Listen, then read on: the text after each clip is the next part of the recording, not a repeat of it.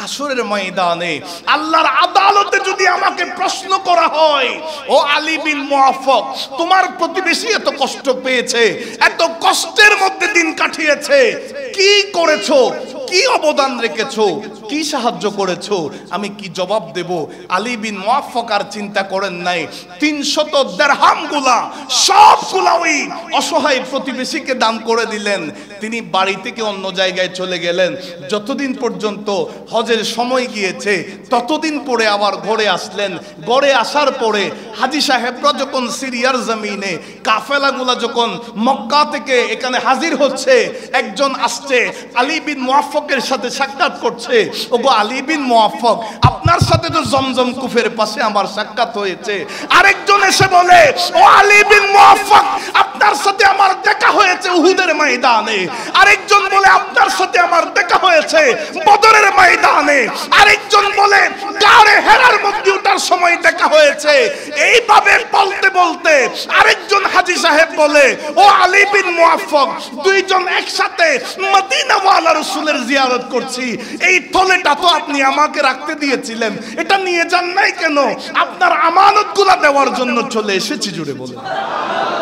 ইসলামের মধ্যে প্রতিবেশীর গুরুত্ব কোরআন এবং হাদিসের মধ্যে অসংখ্য জায়গায় বর্ণনা আছে।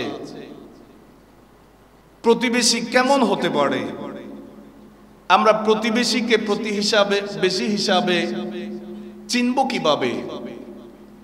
কিতাবের মধ্যে আছে, যেই জায়গায় আপনি বসবাস করেন, আপনার বাসস্থান যেটা, আপনার ঘরের ডান পাশে 40টা ঘর আপনার প্রতিবেশী, বাম পাশে 40 ঘর আপনার প্রতিবেশী, সামনের দিক দিয়ে 40 ঘর আপনার প্রতিবেশী, পিছনের দিক দিয়ে 40 ঘর আপনার প্রতিবেশী। জোরে বলি সুবহানাল্লাহ। এখন আসুন, আপনি চাকরি করেন, অফিসে থাকেন, সেখানে আপনার কলিগ যারা আছে তারা আপনার প্রতিবেশী। ব্যবসা বাণিজ্য করেন, আশপাশের যেই সমস্ত ব্যবসায়ী যারা আছে এরা আপনার প্রতিবেশী।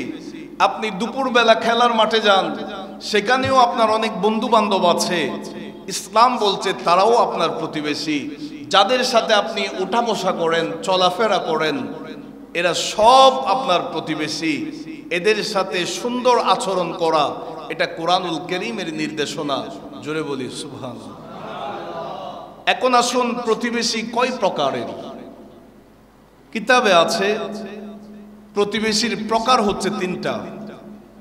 প্রথম নাম্বার প্রতিবেশী, আপনার কোনো আত্মীয়তার সম্পর্ক নাই, আবার মুসলমানও না, হিন্দু। আমরা যখন ইন্ডিয়ার বিভিন্ন জায়গায় গিয়েছি আল্লাহর ওলিদের মাজার জিয়ারতে, আমরা দেখছি ওলি আল্লাহদের মাজারের পাশাপাশি অনেক বিধর্মীদের বাড়িঘর। অনেক মুসলমান বিধর্মীদের ভিতরে থাকে, আবার অনেক মুসলমান এলাকায় বিধর্মী থাকে, এই ধরনের দেখা যায়। ইসলাম বলছে আত্মীয়তার সম্পর্ক নাই আপনার সাথে, ধর্মের কোনো সম্পর্ক নাই আপনার সাথে, তবে আপনার পাশেই তার ঘর হওয়াতে সে আপনার প্রতিবেশী হয়ে গেছে। প্রতিবেশীর একটা কানেকশন আপনার সাথে হয়ে গেছে, সুতরাং তার হক অবশ্যই আদায় করতে হবে, তার সাথে সুন্দর আচরণ করতে হবে, সেই প্রতিবেশী আপনার কাছে হক পাবে। জোরে বলি সুবহানাল্লাহ। দ্বিতীয় নম্বর যে প্রকার, আত্মীয়তার সম্পর্ক নাই তবে মুসলমান, সে আপনার কাছে 2টা হক পাবে। একত হচ্ছে মুসলিম হিসাবে, দ্বিতীয়ত হচ্ছে আপনার প্রতিবেশী হিসাবে। আর তৃতীয় নম্বর যেই প্রতিবেশীর প্রকার, ইসলাম বলছে আপনার সাথে আত্মীয়তার সম্পর্ক আছে, আবার সে আপনার মুসলমান ভাই, আবার প্রতিবেশী, সে আপনার কাছে 3টা হক পাবে। একটা হচ্ছে আত্মীয়তার সম্পর্কের কারণে, দ্বিতীয় হক হচ্ছে মুসলমানিত্বের কারণে, তৃতীয় নাম্বার হক হচ্ছে প্রতিবেশীর কারণে। রাসূল করিম সাল্লাল্লাহু আলাইহি ওয়াসাল্লাম বলেন, 3 দিক দিয়ে যেই প্রতিবেশীর আপনার সাথে কানেক্টেড, সেটাই হচ্ছে আপনার সর্বোত্তম প্রতিবেশী। জোরে বলি সুবহানাল্লাহ। এখন আসুন, রাসূল করিম সাল্লাল্লাহু আলাইহি ওয়াসাল্লাম আর একটা হাদিস, যেটা সহিহ ইবনে খুজাইমার 2539 নম্বর হাদিস। আন আব্দুল্লাহ ইবনে আমর রাদিয়াল্লাহু তাআলা আনিন নবী সাল্লাল্লাহু আলাইহি ওয়াসাল্লাম قال রাসূল করিম সাল্লাল্লাহু আলাইহি ওয়াসাল্লাম ইরশাদ করেন, খায়রুল আসহাবি ইনদাল্লাহ খায়রুহুম লিসাহিবি। আল্লাহর নবী বলেন, যে নিজের বন্ধু বান্ধবের কাছে, নিজের প্রতিবেশী, নিজের কাছের মানুষের কাছে যে উত্তম, সেই মানুষটা আল্লাহর কাছে উত্তম। অর্থাৎ যে তার সঙ্গী সাথীদের মাঝে ভালো, আমার নবী বলেন সে আল্লাহর কাছেও ভালো। এরপরে আমার নবী কি বলেন, ওয়া খায়রুল জিরানি ইনদাল্লাহ খায়রুহুম লিজারি। আল্লাহর নবী সরকারে দো আলম সাল্লাল্লাহু আলাইহি ওয়াসাল্লাম বলেন, যে নিজের প্রতিবেশীর কাছে, নিজের প্রতিবেশীর দৃষ্টিতে যে ভালো মানুষ, আমার নবী বলেন সে আল্লাহর কাছে সর্বোত্তম প্রতিবেশী। জোরে বলি সুবহানাল্লাহ। অর্থাৎ আপনি যেখানে বসবাস করেন না কেন, যেখানে আপনি চাকরির সুবাদে গেলেন, আপনি যেখানেই যান না কেন, যেখানেই থাকেন না কেন, আপনার একটা এমনভাবে মানুষের সাথে আচার আচরণ করতে হবে, আপনার জীবনটাকে এমনভাবে পরিচালনা করতে হবে, আপনি সবার মাঝে, সবাই যখন আপনাকে ভালো বলবে, আমার নবী বলেন আল্লাহর কাছেও ভালো হয়ে যাবে। আবার ওই ভালো নয়, ভিতরে একটা রূপ ধারণ করলাম, আবার মানুষের মাঝে আমি সিম্পেথি পাওয়ার জন্য আমার বাহ্যিক আরেকটা রূপ ধারণ করলাম, ইসলাম বলছে সেই ভালো নয়। এই ধরনের ভালো যারা আছে এগুলারে মুনাফিক বলা হয়। নাউজুবিল্লাহ। আর একটু জোরে বলেন, মনোযোগ। এখন আসুন আরেকটা হাদিস শরীফের দিকে যাই, যে হাদিসটা মুসলিম শরীফের 73 নম্বর হাদিস। আন আবি হুরায়রা রাদিয়াল্লাহু তাআলা আন্না রাসূলুল্লাহ সাল্লাল্লাহু আলাইহি ওয়াসাল্লাম قال, আমার নবী বলেন, লা ইয়াদখুলুল জান্নাতা, ওই ব্যক্তি জান্নাতে যেতে পারবে না, জান্নাতে প্রবেশ করতে পারবে না। মান লা ইয়ামানু জারুহু বাওয়াইকা, আল্লাহর নবী বলেন, যার কাছ থেকে যার প্রতিবেশী নিরাপদ নয়, সেই মানুষ কখনো জান্নাতে যাবে না। আরেকটু জোরে বলেন। বর্তমানে কিন্তু অনেক জায়গায় আমরা দেখছি, অনেক জায়গায় আমরা দেখছি, এমনও সময় অনেকে আমাদেরকে বলে, এমন পরিস্থিতির মধ্যে মানুষ সম্মুখীন, যে বলে যে আগে তাদের জামানা ছিল, এখন আমাদের জামানা, সুতরাং তাদেরকে বাড়িঘরে থাকতে দিব না। এই ধরনের ঘটনা অহরহর আমাদের বাংলাদেশে হচ্ছে কিনা। অথচ আমার নবী বলেন, এখানে রাজনৈতিক ইস্যুর বিষয়ে নয়, আপনি ইসলামকে নিয়ে চিন্তা করবেন। ইসলাম আমাকে কিভাবে জীবন যাপন করতে বলছে, ইসলাম আমাকে কিভাবে আমার জীবনটাকে পরিচালনা করতে বলছে।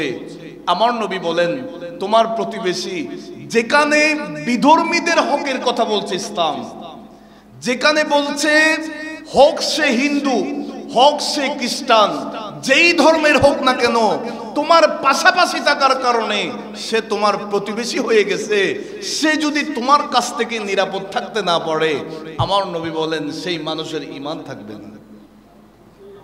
কথা বলেন ঠিক না?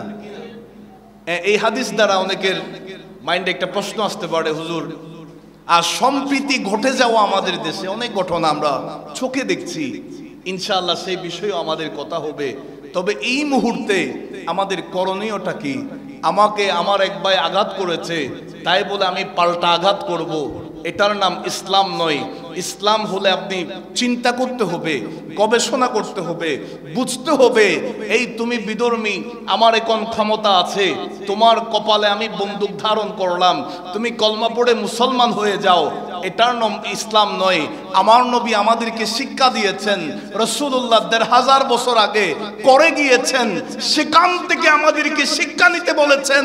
ও মুসলমান, আমি রাসূলুল্লাহর উম্মত, তোমার আখলাক, তোমার চরিত্র, তোমার জীবন যাপন তুমি এমন ভাবে পরিচালনা করবা, তোমাকে দেখে দেখে বিধর্মীরা মুসলমানের ভিতরে চলে আসতে চাইবে। জুড়ে বলেন, আরেকটু জোরে বলেন। এখন আসুন, হযরত আবু হুরায়রা রাদিয়াল্লাহু তাআলা বর্ণনা করেন,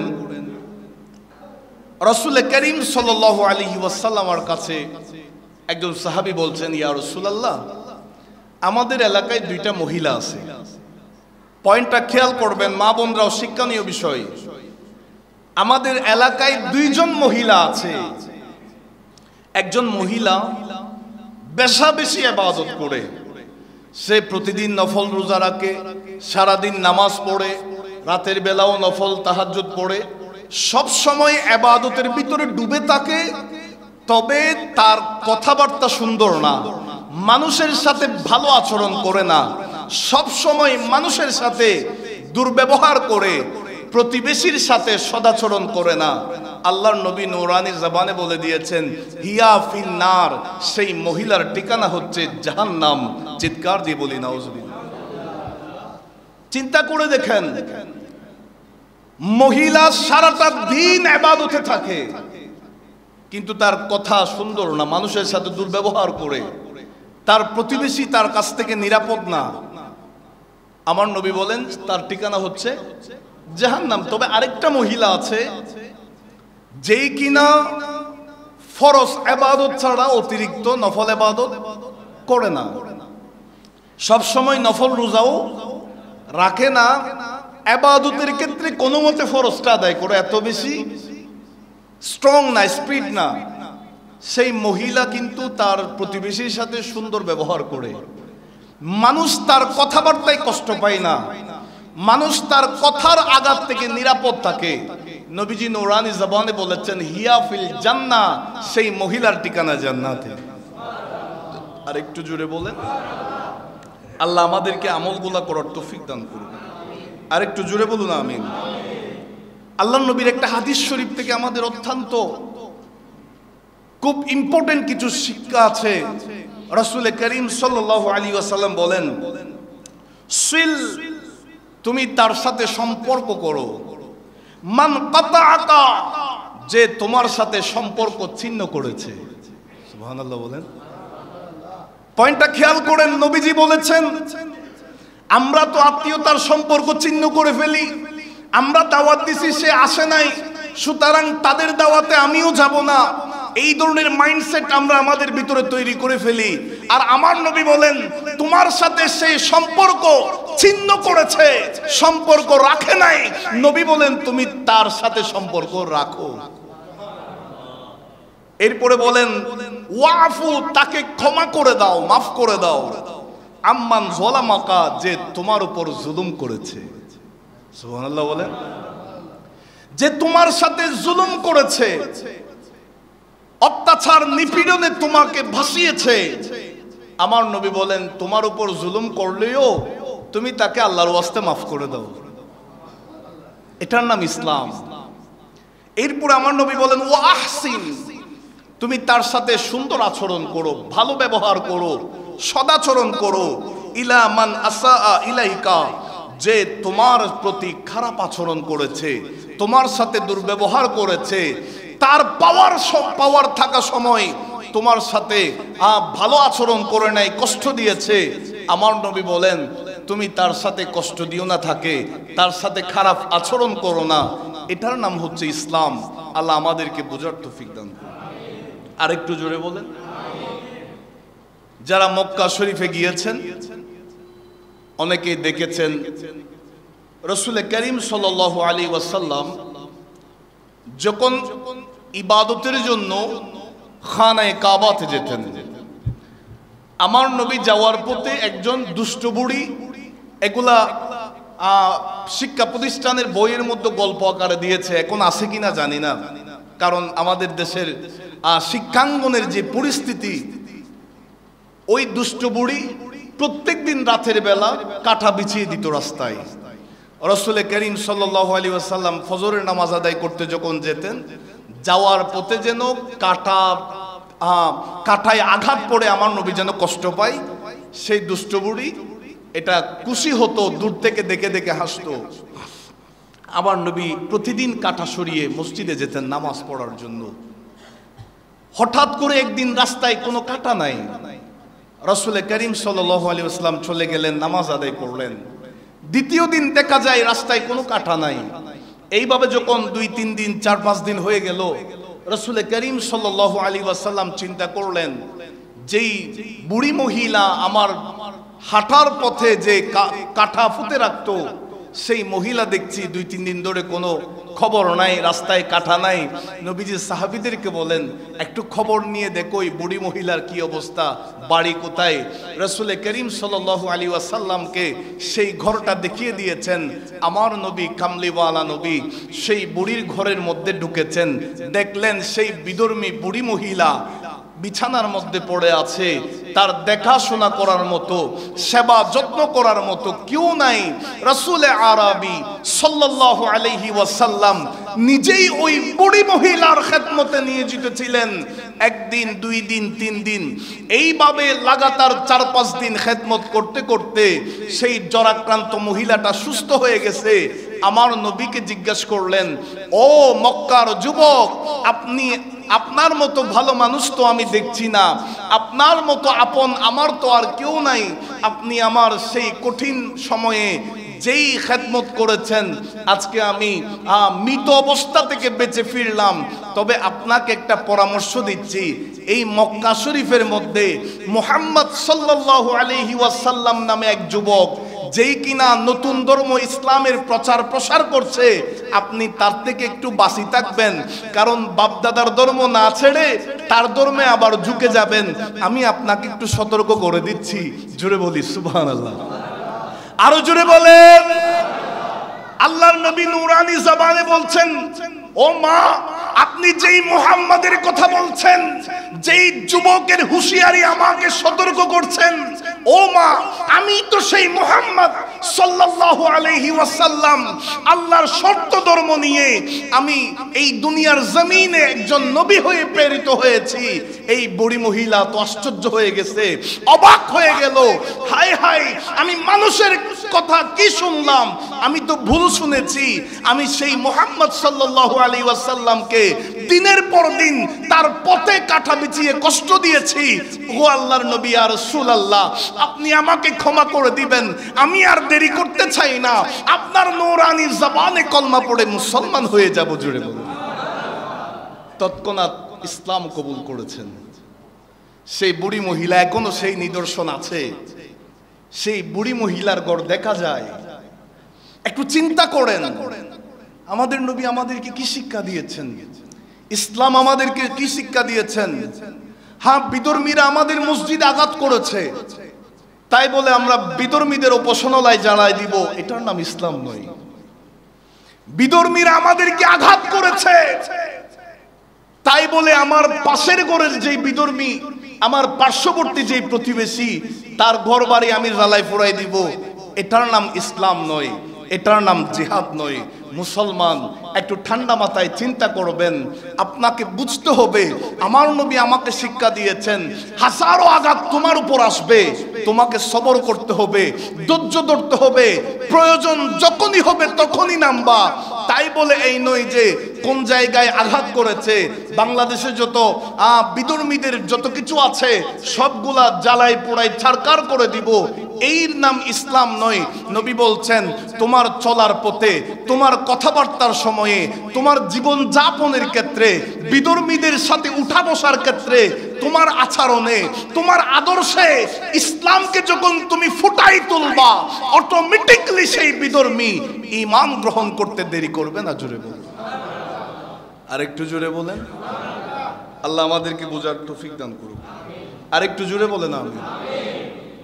মনোযোগ। বাংলাদেশে ঘটে যাওয়া অনেক কিছু আমরা দেখেছি। এই মসজিদে বাইতুল কুদস দারুল হুদা দরবার শরীফের মধ্যে আমি অনেক কথা বলেছি। গত 3 মাসের মধ্যে আমাদের বাংলাদেশে এমনও নজির আমরা দেখেছি, ওলি আল্লাহদের মাজারে হামলা করেছে। কথা বলেন ঠিক কিনা?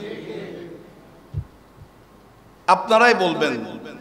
আমরা সকলেই সুস্থ মস্তিষ্ক সম্পন্ন, ভালো এবং খারাপ বোঝার সেই ক্যাপাসিটি, কোয়ালিটি, এবিলিটি আমার আপনার সবার মধ্যে আছে। কথা বলেন ঠিক কিনা? ওলি আল্লাহদের মাজারে যারা হামলা করেছে সেখানে কি কোনো বিধর্মী করেছে? যারা করেছে তাদের মধ্যে মুসলমানিত্বের সাইনবোর্ড আছে না? যারা করেছে তাদের মধ্যে ইসলামের সাইনবোর্ড আছে না নাই? আমি বিধর্মীরা আমার মসজিদে আঘাত করেছে আর আমি ওলি আল্লাহদের মাজারে আঘাত করব, এটা কোন ধরনের ইসলাম? এটা তুমি কোথায় পাইছো? আমাদের প্রশ্ন আছে না নাই? শাহজালালকে বাদ দিয়ে, শাহপরানকে বাদ দিয়ে, হযরতে বাবা শাহে আমানতকে বাদ দিয়ে, এক কথায় বাংলার জমিনে যত ওলি আল্লাহরা আছেন, আল্লাহর ওলি আল্লাহদেরকে বাদ দিয়ে তুমি আমাদেরকে ইসলাম বুঝাতে আসছো। আমার বাবারা ভাইয়েরা, ওলি আল্লাহদেরকে বাদ দিয়ে ইসলাম বুঝানো মানি এগুলা ওই যে আমি আগে একটা কথা বলেছিলাম, বাবাকে যখন বাদ দিয়ে দিবে সন্তানের প্রতি অবৈধতার প্রশ্ন আসবে। এটা জায়েজ ক্ষেত্রে সন্তান নয়, এটা নাজায়েজ, এটা অবৈধ সন্তান, যেটাকে একেবারে খাঁটি বাংলায় জারজ বলে। সুতরাং কেউ যদি ওলি আল্লাহদের মাজারে হামলা করে, ওলি আল্লাহদের শানে বিরোধিতা করে, ওলি আল্লাহদের শানে বেয়াদবি করে, এমনকি শেরপুরের ঘটনা, গতকালকের ঘটনা আপনারা সোশ্যাল মিডিয়াতে দেখেছেন, আল্লাহর ঘর মসজিদের মধ্যে আগুন লাগিয়ে দিয়েছে। যারা লুটপাট করেছে দরবার থেকে বিভিন্ন সরঞ্জাম নিয়ে চলে যাচ্ছে, আমরা সোশ্যাল মিডিয়াতে দেখছি। আবার তোমরা মুসলমান দাবি করো, কোন ধরনের মুসলমান? তোমাদের উদ্দেশ্য কি? কিসের এজেন্ডা বাস্তবায়ন করতে চাও বাংলাদেশে? সকল সুন্নি আশেকদের, ওলি আল্লাহর ভক্তদের প্রশ্ন আসে না নাই? বড় আফসোস লাগে, কষ্ট লাগে। আমাদের আদর্শ দেখে বিধর্মীরা ঈমান আনবে, এটা আমার নবীর দেওয়া শিক্ষা। আমাদের চালচলন দেখে, আমাদের সংস্কৃতি দেখে, আমাদের জীবন যাপন দেখে যে কোনো বিধর্মী ইসলাম কবুল করতে বাধ্য হবে, এটা আমার নবীর থিওরি। আর আমরা আমাদের ওলি আল্লাহদের মাজারের মধ্যে আমরা হামলা করছি, আবার নিজেকে বড় বড় আল্লামা দাবি করছি, মুসলমান দাবি করছি। আল্লাহ তাদেরকে হেদায়েত দান করুক। আরো জোরে বলেন। কলবে যদি বিন্দু পরিমাণ ঈমান থাকে, কোন ঈমানদার ওলি আল্লাহদের মাজারের আঘাত সহ্য করতে পারবে না। কথা বলেন ঠিক কি না? আমরা হয়তো দারুল হুদা দরবারে গৌসিয়া শরীফে বসে আছি, আমাদেরকে বুঝতে হবে ওলি আল্লাহদের খেদমত আমাদেরকে চিন্তা করতে হবে। হাদিয়ে জামান হুজুর কেবলার জীবনীতে আপনারা তো শুনেছেন, পীরসাব হুজুর কেবলার জবানে অনেকবার শুনেছেন, যিনি গোটা লাগাতার 24টা বছর বিভিন্ন দেশে ওলি আল্লাহদের গোলামিতে, ওলি আল্লাহদের খেদমতে যিনি কাটিয়ে দিয়েছেন, ইবাদত রিয়াজতে কাটিয়ে দিয়েছেন, যিনি গোটা 24টা বছর লাগাতার তিনি আল্লাহর ইবাদতে মগ্ন ছিলেন, পরিবারের চিন্তা করে নাই, নিজের ঘরের চিন্তা করে নাই, নিজের পরিবারের কথা চিন্তা না করে আল্লাহর ইবাদতে ফানা হয়ে গেছেন, ওলি আল্লাহদের মহব্বতে তিনি ফানা হয়ে গেছেন। সুতরাং চিন্তা করে দেখেন, এই কষ্টগুলা করার কারণেই তো আজকে দারুল হুদা দরবারে এই যে কমপ্লেক্স হয়ে গেছে, যেখানে মসজিদ আছে, যেখানে মাদ্রাসা আছে, যেখানে খানকা আছে, যেখানে প্রতিনিয়ত ইসলামের খেদমত চলছে, যেখানে বিশাল আকারে এই খেদমতের আঞ্জাম হচ্ছে, এটা কিন্তু একদিনে হয় নাই, এটা কিন্তু একদিনে হয় নাই। কথা বলেন ঠিক না? ওলি আল্লাহদের খেদমতে পাবে। আপনি হযরতে মুসা আউলিয়া রাহমাতুল্লাহি আলাইহির কথা চিন্তা করেন, যিনি পাথরের মধ্যে বেসে আসলেন এই চট্টগ্রামের জমিনে। আল্লাহর ওলিরা মাছের পিঠে করে এসেছেন, জাই নামাজ বিছিয়ে দিয়েছেন পানিতে।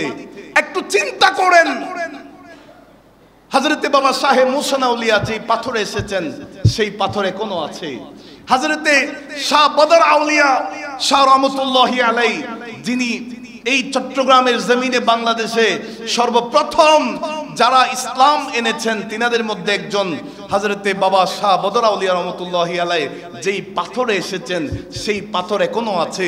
আমরা পাথর দেখছি, আলেম ওলামার জবানে শুনছি, লেখনীতে পড়ছি, এটা আমরা সাধারণ মনে করছি। আপনি একটু গিয়ে পানিতে নামেন না, যাই নামাজ বিছিয়ে দেন, দাঁড়াতে পারেন কিনা চিন্তা করেন। পাথর বিছিয়ে দেন, সেই পাথর ভাসে কিনা চিন্তা করেন। এই চিন্তাগুলা করবেন ওলি আল্লাহরা কেমনে পেরেছেন। ওলি আল্লাহদের সেই ক্ষমতা, সেই পাওয়ার আল্লাহই তো দিয়েছেন। তিনাদের সেই ক্ষমতায় এসেছেন বলেই আজকে আমরা নিজেকে মুসলমান দাবি করছি, ইসলাম দাবি করছি, আমরা নিজেদেরকে মুসলমানিত্বের পরিচয় দিচ্ছি। কথা বলেন ঠিক কিনা? সুতরাং ওলি আল্লাহদের অবদান স্বীকার করতে হবে। ওলি আল্লাহদেরকে বাদ দিয়ে কোন ইসলামী নিজেকে মুসলমানিত্বের পরিচয় দেওয়া যাবে না। আপনি কোন একটা অপসংস্কৃতি দেখছেন, আপনার চোখে কোন একটা বন্ডামি দেখছেন মাজারে, তাই বলে তো আল্লাহর ওলির দোষারোপ করা লাগবে না। আপনি কোন একটা সমস্যা দেখছেন, সমস্যা শুধু এখানে নয়, আপনাদের ভিতরেও আছে। তো সুতরাং এই সমস্যাটা কিভাবে সমাধান করবেন এটা না চিন্তা করবেন, ওলি আল্লাহদের মাজারের মধ্যে আঘাত করবেন, এই সাহস আপনাকে কে দিয়েছেন? আল্লাহ বলেন আমার ওলি আল্লাহদের সাথে বেয়াদবি করো, আমি আল্লাহর সাথে যুদ্ধ ঘোষণা করেছো, আসো মোকাবেলা করো। কথা বলেন ঠিক কিনা? আল্লাহ আমাদেরকে বোঝার তৌফিক দান করুন। আসুন প্রতিবেশী সম্পর্কে আরেকটা কথা বলি। রাসূল করিম সাল্লাল্লাহু আলাইহি ওয়াসাল্লামের হাদিস আল মুআজামুল কবির 751 নম্বর হাদিস, মা আমানা বি মান বাতা শাবআনান ওয়া জারুহু জাইউন ইলা জানবিহি ওয়া হুয়া ইয়ালামু বিহি। আল্লাহর নবী সরকারে দু আলম সাল্লাল্লাহু আলাইহি ওয়াসাল্লাম বলেন যে ওই ব্যক্তি মুমিন নয়, ইমানদার নয়, যে পেট ভরে খায় অথচ তার জানা মতে তার পাশের প্রতিবেশী উপোস আছে। পয়েন্টটা খেয়াল করবেন। আমার নবী বলেন ওই ব্যক্তি ইমানদার নয়। আপনি ভালো আছেন, আপনি পরিবার নিয়ে ভালো করে খাচ্ছেন, সময় কাটাচ্ছেন, উপভোগ করছেন, আর আপনার পাশের প্রতিবেশী অনাহারে কষ্ট পাচ্ছে, দিনের পর দিন অনাহারে কাটাচ্ছে, কষ্টের মধ্যে জীবন যাপন করছে। আমার নবী বলেন তুমি এখনো ইমানদার হইতে পারো নাই। আগে প্রতিবেশীর খোঁজ খবর নাও, আগে প্রতিবেশীর দেখভাল করো, আগে প্রতিবেশীর দেখাশোনা করো, তখনই তুমি পরিপূর্ণ ইমানদার হতে পারবে। জোরে বলি সুবহানাল্লাহ। আল্লাহ আমাদেরকে আমল করার তৌফিক দান করুন। হযরত আব্দুল্লাহ ইবনে মুবারক রাদিয়াল্লাহু তাআলা গিয়েছেন কাবা শরীফে হজ করার জন্য। কিতাবের মধ্যে পেলাম খানায়ে কাবা তাওয়াফ করার পরে তিনি একটু করে একটা জায়গায় রেস্ট নিচ্ছেন খানায়ে কাবা চত্বরের মধ্যে। হঠাৎ করে তিনি নয় গুম নয় চেতন মাঝামাঝি জায়গায় নিদ্রান্বিত অবস্থায় তিনি আছেন, যেটাকে তন্দ্রা বলে, জিমানির মধ্যে আছেন, ঘুম নয়। তিনি দেখলেন তিনার মাথার পাশে দুইজন ফেরেশতা এসেছেন, একজন আরেকজনের সাথে কথা বলা বলি করছেন। একজন জিজ্ঞেস করছে, ও আল্লাহর ফেরেশতা, এই বছর খানায়ে কাবার মধ্যে হজ করার জন্য কত লক্ষ হাজী সাহেব এসেছেন? উত্তর দিচ্ছেন 6 লক্ষ হাজী সাহেব এসেছেন। কয়জনের হজ কবুল হয়েছে? উত্তর দেওয়া হচ্ছে 6 লক্ষের মধ্যে একজনের হজ কবুল হয় নাই। হ্যাঁ, তবে একজন যিনি সিরিয়ার আলী বিন মুআফফাক রাদিয়াল্লাহু তাআলা সেই হাজী সাহেবের উসিলায় 6 লক্ষের হজ আল্লাহ কবুল করে দিয়েছে। আরেকটু জোরে বলেন। হঠাৎ করে তিনি চেতন হয়ে গেলেন, জাগ্রত হয়ে গেলেন। আলী বিন মুআফফাক এটা কোন জাত? এই পজিশন, এই মর্যাদা মানুষটা পেলেন কেমনে? কোন ইবাদতের মাধ্যমে, কোন কাজের মাধ্যমে? হযরতে আব্দুল্লাহ ইবনে মুবারক রাদিয়াল্লাহু তাআলা তিনার হৃদয় তো চটপট করছে, সেই মানুষটার সাথে তো আমার সাক্ষাৎ করা লাগবে। সিরিয়ার জমিনের কথা বলেছে, এবার হজ কমপ্লিট হয়ে গেলে আমি আর আমার এলাকায় যাব না, ঘরে যাব না, আমি সুদূর সিরিয়ায় চলে যাব, সেই মানুষটার সাথে সাক্ষাৎ করে আসবো। জোরে বলুন সুবহানাল্লাহ। হযরতে আব্দুল্লাহ ইবনে মুবারক রাদিয়াল্লাহু তাআলা হজের সমস্ত কার্যক্রম সম্পন্ন হয়ে যাওয়ার পরে রওনা হয়ে গেলেন সিরিয়ার উদ্দেশ্যে আলী বিন মুআফফাকের খোঁজ নেওয়ার জন্য, তিনার সাথে সাক্ষাৎ করার জন্য। অনেক সিরিয়ার শহরে যখন গেলেন, মানুষের কাছে বলা বলি করছেন, আলী বিন মুআফফাককে চিনো? কেউ বলছেন আমরা চিনি, কেউ বলছেন আমরা চিনি। তেমন কোনো প্রসিদ্ধ মানুষ নয়, তেমন কোনো পরিচিত ব্যক্তিত্ব নয়। তিনি একেবারে সিরিয়ার গ্রাম অঞ্চলে চলে গেলেন। গ্রাম অঞ্চলে একদিন দুই দিন এইভাবে খোঁজ খবর নিতে নিতে একটা বাজারের মধ্যে একজন মানুষ বলছে, হ্যাঁ আলী বিন মুআফফাককে তো চিনি, তিনি আমাদের বাজারে তার দোকান আছে, তিনি জুতা সেলাইয়ের কাজ করে। হযরত আলী বিন মুআফফাকের খবর নিয়ে তিনার ঘরে চলে গেলেন। আলী বিন মুআফফাকের দরজায় করাঘাত করা মাত্র হযরত আব্দুল্লাহ ইবনে মুবারক সালাম দিলেন, জিজ্ঞাসা করলেন, আপনি কি আলী বিন মুআফফাক? তিনি বলছেন, হ্যাঁ আমি আলী বিন মুআফফাক। আপনাকে জিজ্ঞাসা করলেন, আলী বিন মুআফফাককে জিজ্ঞেস করলেন আপনার পরিচয় কি? তিনি বলছেন, আমি আব্দুল্লাহ ইবনে মুবারক। হযরত আলী বিন মুআফফাক বলছেন, আপনি কি ওই আব্দুল্লাহ ইবনে মুবারক জিনার জন্য মানুষ একটুখানি দেখা করার জন্য পাগল হয়ে যায়? হযরত আব্দুল্লাহ ইবনে মুবারক বলেন, হ্যাঁ আমি আব্দুল্লাহ ইবনে মুবারক। তিনি তো পাগল হয়ে গেছেন, আশ্চর্য হয়ে গেলেন, আপনি আমার এই গরিবের দুয়ারে কেমনে আসলেন? চিৎকার দিয়ে বলি সুবহানাল্লাহ। আরেকটু জোরে বলেন। হযরত আলী বিন মুআফফাককে জিজ্ঞেস করলেন, ও আব্দুল্লাহ ইবনে মুবারক, আমি যা জিজ্ঞেস করব আপনি আমাকে সত্যি করে বলবেন। আমি এই বছর হজ করার জন্য গিয়েছি, খানায়ে কাবার চত্বরে ফেরেশতা বলা বলি করছে, আমি শুনলাম দেখলাম 6 লক্ষ হাজী সাহেবের হজ সিরিয়ার আলী বিন মুআফফাকের উসিলায় আল্লাহ কবুল করছে। একটু জোরে বলেন না। এটা কেমনে হইল? কিভাবে হয়েছে? এমন কি করলেন আল্লাহ যে আপনার উপর বেশি খুশি হয়ে গেছে? এই কথা যখন বলছেন, হযরত আলী বিন মুআফফাকের চোখের পানি চলে আসছে। চোখের পানি ফেলে ফেলে তিনি বলছেন, ওগো আব্দুল্লাহ ইবনে মুবারক রাদিয়াল্লাহু তাআলা, আমি তেমন কোনো বড় আবেদ নই, বেশি ইবাদতি নই, সমাজের মধ্যে আমি মুচির কাজ করি, আমি সাধারণ একজন মানুষ, দরিদ্র একজন মানুষ, তবে আমার ভিতরে মদিনাওয়ালা রাসূলের প্রেম আছে। আমার ভিতরে খানায়ে কাবা দেখার সেই আকুতি, সেই আকাঙ্ক্ষা আছে। আমার ভিতরে রিয়াদুল জান্নাহ দেখার জন্য সেই আকাঙ্ক্ষা নিয়ে আমি বসে আছি। আমি মনে মনে ঠিক করলাম, হজে যাওয়ার জন্য বড় পয়সাওয়ালা হওয়া লাগে না, হজে যাওয়ার জন্য বড় ধনাঢ্য ব্যক্তি হওয়া লাগবে না। অন্তরে যদি রাসূলুল্লাহর মহব্বত থাকে, অটোমেটিকলি মদিনাতুল মুনাওয়ারা দেখা হয়ে যায়। আমি মনে মনে আরাদা করলাম, আজকে থেকে আমি দিনের বেলায়ও কাজ করব, রাতের বেলায়ও কাজ করব।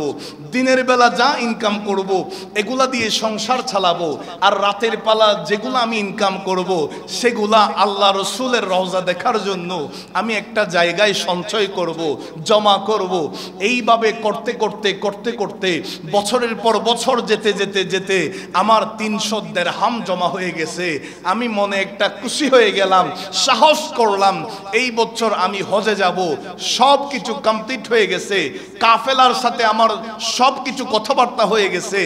যেই দিন রাতের বেলা, সকাল বেলা আমি বের হব, তার আগের দিন রাতের বেলা আমার ঘরে বিবি আছেন, বিবি তো গর্ভবতী অবস্থায় আছেন। স্বামীকে বলছেন, ও আমার প্রাণের স্বামী আলী বিন মুআফফাক, আপনার আগত সন্তান তো আমার পেটের মধ্যে আছে, কাল সকালে তো আপনি চলে যাবেন খানায়ে কাবার উদ্দেশ্যে। স্বামী গো, আমার মন চাচ্ছে এখন একটু মাংস খাওয়ার জন্য বড় ইচ্ছা করছে, আপনি পারলে আমাকে একটু গোশত রান্না করে খাওয়ান না। আলী বিন মুআফফাক চিন্তা করলেন, রাতের বেলা মাংস কোথায় পাবো? তিনার ঘ্রাণ এসেছে, পার্শ্ববর্তী এক প্রতিবেশীর ঘরের মধ্যে মাংস রান্না হচ্ছে। সেই সুঘ্রাণ যখন নাকে এসেছে, একটা পেওয়ালা নিয়ে ওই প্রতিবেশীর দরজায় করাঘাত করেছে। কে আছেন? প্রতিবেশী বের হয়েছে, আপনাদের ঘরে হয়তো আজকে মাংস রান্না হয়েছে, আমাদেরকে একটু দেন না, পরবর্তীতে দিয়ে দিব। ওই প্রতিবেশী বলছে, ও আলী বিন মুআফফাক, যেই মাংস আমাদের চুলায় রান্না হয়েছে সেটা আমাদের জন্য হালাল, আপনার জন্য হারাম। জুড়ে বলিস, আর একটু জুড়ে বল। আপনি মুসলমান, আমিও মুসলমান, শরীয়তের মধ্যে আমার জন্য যা হালাল আপনার জন্য হালাল। আমার জন্য যা হারাম আপনার জন্য হারাম। আপনি এটা কি বললেন? আমাদের জন্য হালাল আপনার জন্য হারাম। হযরত আলী বিন মুআফফাক রাদিয়াল্লাহু তাআলা মনে মনে চিন্তা করলেন, এখানে কোনো ঘটনা ঘটতেছে, রহস্য জানা লাগবে। জিজ্ঞাসা করলেন, কি হয়েছে? যেই মাংস রান্না করা হয়েছে আপনাদের জন্য হালাল, আমাদের জন্য হারাম, এটা এমন কি হয়েছে? হযরত আলী বিন মুআফফাককে ওই প্রতিবেশী বলছে, তিনি তার করুণ কাহিনী যখন ব্যক্ত করছেন, আলী বিন মুআফফাক আশ্চর্য হয়ে গেলেন। বলছেন, আজকে গত প্রায় এক সপ্তাহ ধরে আমাদের ঘরের মধ্যে চুলা জ্বলছে না, কোনো রান্না বান্না হচ্ছে না, ছোট্ট ছোট্ট মাসুম বাচ্চাগুলা অনাহারে কষ্ট পাচ্ছে, দিনের পর দিন কাটাচ্ছি। আমি আজকে আর না পারতে, গড়ে কোনো ইনকাম সোর্স নাই, আমি রাস্তা দিয়ে বের হয়ে গেলাম, বনের পাশে একটা মৃত জন্তু মরা পড়ে আছে, আমি সেই জন্তু থেকে সামান্য কিছু গোশত আমি কেটে আমাদের ঘরে রান্না করছি, কারণ জীবন বাঁচানোর ক্ষেত্রে হারাম অন্তত একটু খেলেও শরীয়তের মধ্যে বাধা নাই। সেই কারণে বলেছি এই রান্না করা মাংস আমাদের জন্য হালাল, আপনার জন্য হারাম। চিৎকার দিয়ে বলি সুবহানাল্লাহ। হযরতে আলী বিন মুআফফাক ঘরে গেলেন, আর এক সেকেন্ড তো দেরি করেন নাই। মনে মনে চিন্তা করছেন, আমার প্রতিবেশী কষ্টের মধ্যে আছে, আর আমি সকালবেলা চলে যাব হজ করার জন্য। আমার প্রতিবেশী অনাহারা আছে, আমি সকালবেলা বের হয়ে যাব হজ করার জন্য। হাসরের ময়দানে আল্লাহর আদালতে যদি আমাকে প্রশ্ন করা হয়, ও আলী বিন মুআফফাক, তোমার প্রতিবেশী এত কষ্ট পেয়েছে, এত কষ্টের মধ্যে দিন কাটিয়েছে, কি করেছো, কি অবদান রেখেছো, কি সাহায্য করেছো, আমি কি জবাব দেব? আলী বিন মুআফফাক আর চিন্তা করেন নাই, 300 দিরহাম গুলা সবগুলা ওই অসহায় প্রতিবেশীকে দান করে দিলেন। তিনি বাড়ি থেকে অন্য জায়গায় চলে গেলেন। যতদিন পর্যন্ত হজের সময় গিয়েছে ততদিন পরে আবার ঘরে আসলেন। ঘরে আসার পরে হাজী সাহেবরা যখন সিরিয়ার জমিনে কাফেলাগুলা যখন মক্কা থেকে এখানে হাজির হচ্ছে, একজন আসছে আলী বিন মুআফফাকের সাথে সাক্ষাৎ করছে। ওগো আলী বিন মুআফফাক, আপনার সাথে তো জমজম কুফের পাশে আমার সাক্ষাৎ হয়েছে। আরেকজন এসে বলে, ও আলী বিন মুআফফাক, আপনার সাথে আমার দেখা হয়েছে উহুদের ময়দানে। আরেকজন বলে, আপনার সাথে আমার দেখা হয়েছে বদরের ময়দানে। আরেকজন বলে, গারে হেরার মধ্যে ওঠার সময় দেখা হয়েছে। এইভাবে বলতে বলতে আরেকজন হাজী সাহেব বলে, ও আলী বিন মুআফফাক, দুইজন একসাথে মদিনা ওয়ালা রাসূলের জিয়ারত করছি। এই থলেটা তো আপনি আমাকে রাখতে দিয়েছিলেন, এটা নিয়ে যান নাই কেন? আপনার আমানতগুলো দেওয়ার জন্য চলে এসেছি। জুড়ে বলেন, আরো জুড়ে বলেন। আলী বিন মুআফফাক তো তিনি অবাক হয়ে গেলেন, আশ্চর্য হয়ে গেলেন। আমি তো এই বছর খানায়ে কাবায় যাই নাই, মদিনায় যাই নাই, আমি হজে যাওয়ার কথা ছিল, যাই নাই, সেই টাকাগুলো প্রতিবেশীকে দান করে দিয়েছি।